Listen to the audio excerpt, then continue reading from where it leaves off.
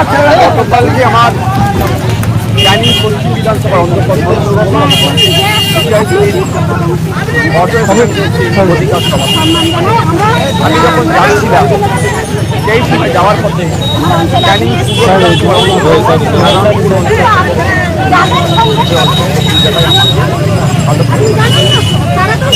আমাকে যখন কালো পতাকা দেখানো হচ্ছিল আমি গাড়িটা আপনি চলেন কি কারণে কালো পতাকা দেখানো অনেক আপনার আপনি যেখানে যাচ্ছেন তারা সব জায়গা তারা মারধর করে ব্যবসা করে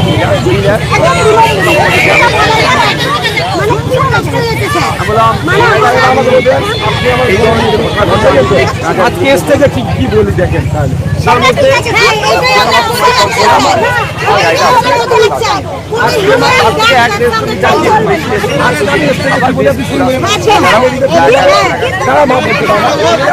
তাহলে কিন্তু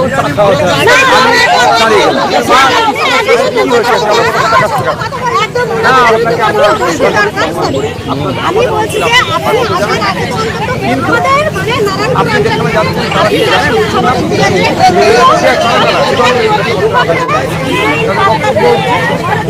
আমার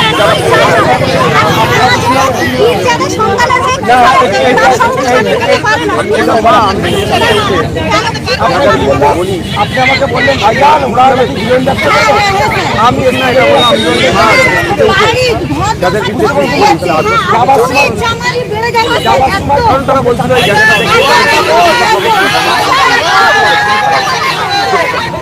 আমি যতদিন আমার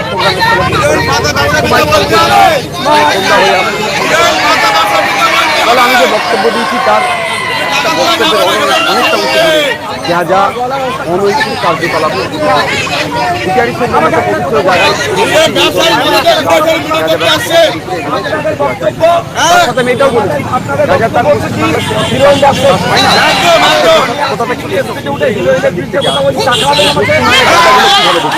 এরা যদি ডিলারশিপ দিয়ে করে যারা তাহলে নিশ্চিতভাবে রাজ্যের বড় ব্যবসায়ী কি হতে পারে মানুষ গাঁজা আমি তুমুল সমালোচনা করি গাঁজা মুক্ত বাংলা গাঁজা মুক্ত এতে পরিবার ধ্বংস সড়ক প্রোগ্রাম শেষ হওয়ার পরে অগণিত মানুষ প্রোগ্রামের স্তরে নোংরামি করার জন্য শাসক দল তার বড় বড় ঠান্ডা লাগিয়ে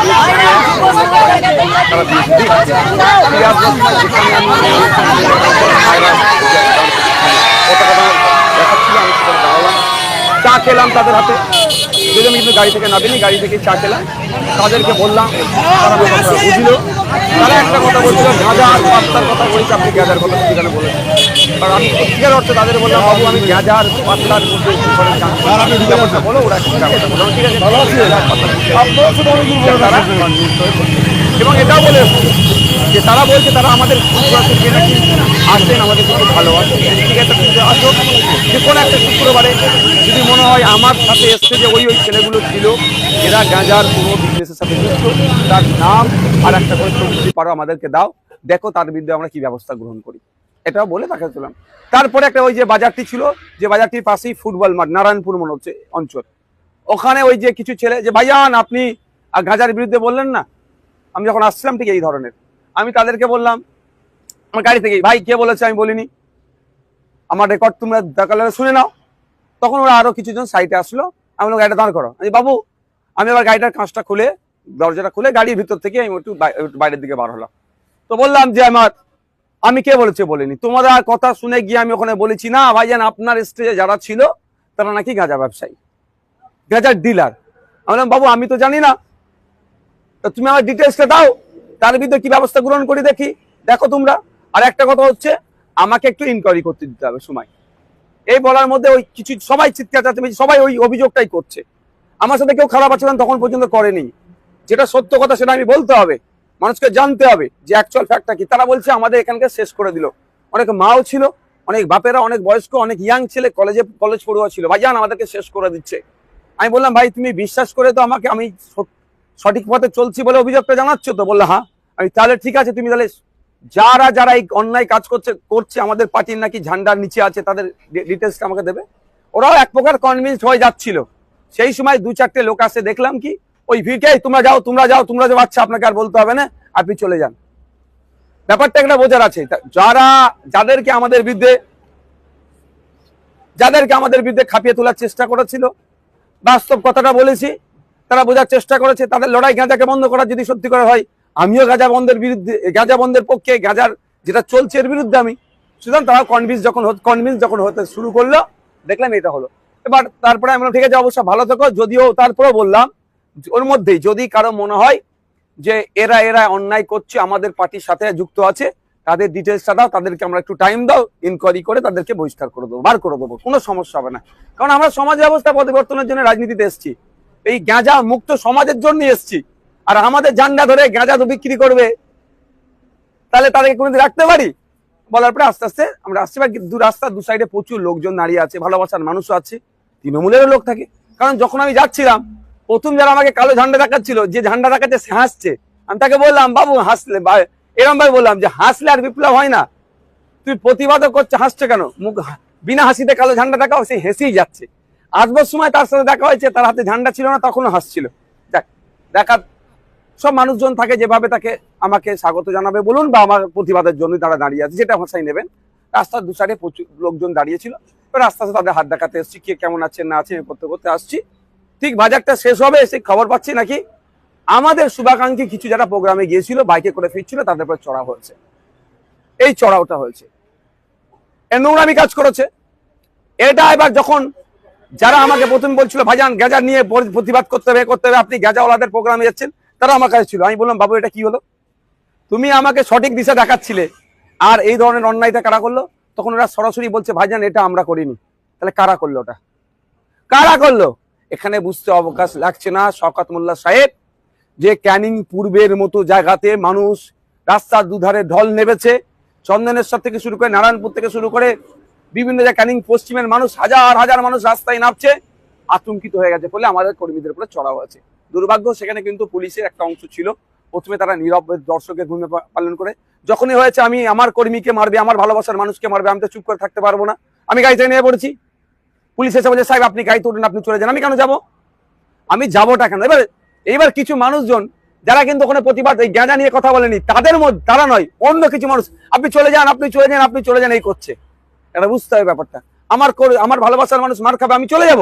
এটা হতে পারে না। আমি জানিয়ে গেছি, পুলিশ এসে বলছে সাহেব আমরা দেখছি, কোনো অসুবিধা নেই, যতটুকু যা ঘটনা ঘটে গেছে আর কিছু হতে দেবো না, আমরা কথা দিচ্ছি, যারা কোনো অসুবিধা হবে না, আপনি যান। আমি পুলিশ যারা ছিলেন ওখানে দায়িত্বশীল, আমি বললাম, কিন্তু আমি এখান থেকে যাবার ছেলে নয়, কারণ আমার কর্মীকে আমার ভালোবাসার মানুষকে মার খাওয়ার আগে আমি দুঘা মার খাতে প্রস্তুত আছি।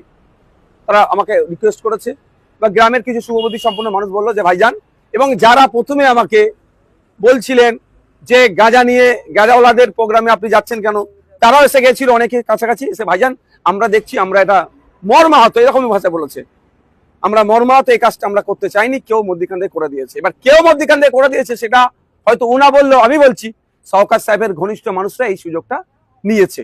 তো এই অবস্থা হয়েছে। আমাকে আস্তে আস্তে আমরা বাড়ি আসলাম, আমি জাস্ট বাজারটা ক্রস করে আমি দাঁড়ালাম। আমাদের যে বাইক, যারা আমি পুরো খবর নিলাম ওখান থেকে, যাদেরকে তাদের উপর আক্রমণ চালিয়েছে, তারা ওখান থেকে যতক্ষণ রেস্কিউ হয়েছে, আমি ওখানে অপেক্ষা করেছিলাম তাদেরকে তাদের বাড়ি পৌঁছাবার জন্য। আমি রাস্তা দেখিয়ে আমি বাড়ি এসেছি। এই হচ্ছে ঘটনা। ব্যাপারটা হচ্ছে আমরা প্রশ্ন, এখানে অঞ্চলটার নাম কি? সম্ভবত নারায়ণপুর অঞ্চল। ওখানকার বিধায়ককে শওকত মোল্লা সাহেব, ওখানকার এমপি কে তৃণমূলের এমপি, ওখানকার প্রধানকে তৃণমূলের, ওখানকার জেলা পরিষদের সদস্যকে তৃণমূলের, ওখানে সমিতির সদস্যকে তৃণমূলের, ওখানকার নয় সারা রাজ্যের মুখ্যমন্ত্রী কি মমতা ব্যানার্জি। তাহলে গাঁজাটা বন্ধ করার দায়িত্ব কার? যদি প্রশ্ন আমার, যদি আইএসএফ এর ছত্রছায়া থেকে কেউ গাঁজা ডিলার করে, এইটাই তো সুযোগ শওকত সাহেবের কাছে, ওকে ধরে জেলের মধ্যে ভরে দেওয়া। তা করছে না কেন?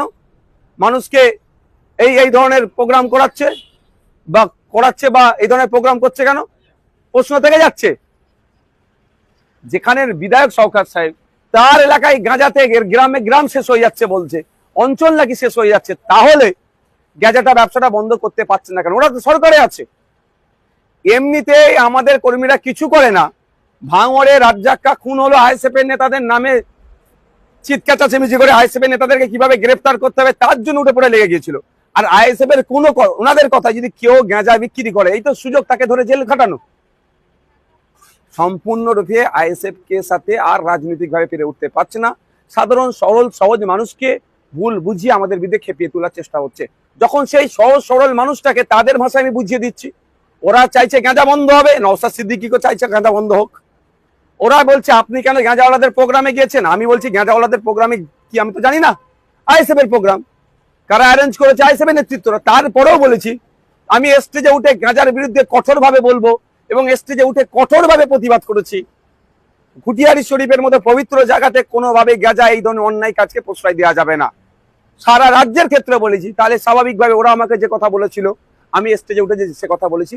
আর একটা কথা কি থাকলো যে আপনার নাকি যারা অ্যারেঞ্জ করেছে তাদের মধ্যে কয়েকজন নাকি গাঁজার ডিলার, সেটাও বলেছি তাদের পার্টিকুলার যাও, আমি ইনকোয়ারি করে দেখবো, যদি হয় পার্টি থেকে বার করে দেবো।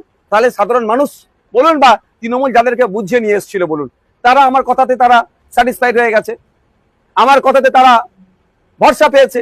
যখনই ভরসা পাচ্ছে তখন তৃণমূল দেখছে আরে কি করতে গেলাম তার তো উল্টো হয়ে গেল, করতে গেলাম নওশাদ সিদ্দিকীর বিরুদ্ধে খাপিয়ে তুলবো, আবার নওশাদ সিদ্দিকী তাদের হাতে চা খাচ্ছে, নওশাদ সিদ্দিকীকে তারা চা খাওয়াচ্ছে কালো ঝান্ডা ছেড়ে দিয়ে। এই জন্যই তারা হয়তো পিছন দিক থেকে, আমি যখন পার হয়ে যাচ্ছিলাম আমার কিছু বাইক আরোহী শুভাকাঙ্ক্ষী যারা ছিল তাদের আক্রমণ চালিয়েছে। পুরুষরা পিছন দিক থেকে আক্রমণ করে, বীর পুরুষরা কাজ করে না, বীর পুরুষরা সামনে থেকে লড়াই করে। আমি আবারও বলছি ঘুরিয়ারি শরীফ না, সারা রাজ্যের গাঁজা বন্ধ করতে হবে। কোনোভাবে গাঁজা পশ্চিমবাংলায় চলবে না। আর পশ্চিমবাংলায় গাঁজা আসছে কেন? সব থেকে দায়ী মমতা ব্যানার্জি। মমতা ব্যানার্জি রাজ্যের মুখ্যমন্ত্রী, পুলিশ মন্ত্রী, সে থাকার পরেও কেন এলাকায় গাঁজা ঢুকবে? যদি এরা গাঁজা ডিলার হয় তাহলে গাঁজার তাহলে ওয়েস্ট বেঙ্গলের জন্য কে দায়িত্ব নিয়েছে গাঁজা সাপ্লাইয়ের? এই প্রশ্নটা আমি সাধারণ মানুষের উদ্দেশ্যে ছেড়ে দিলাম।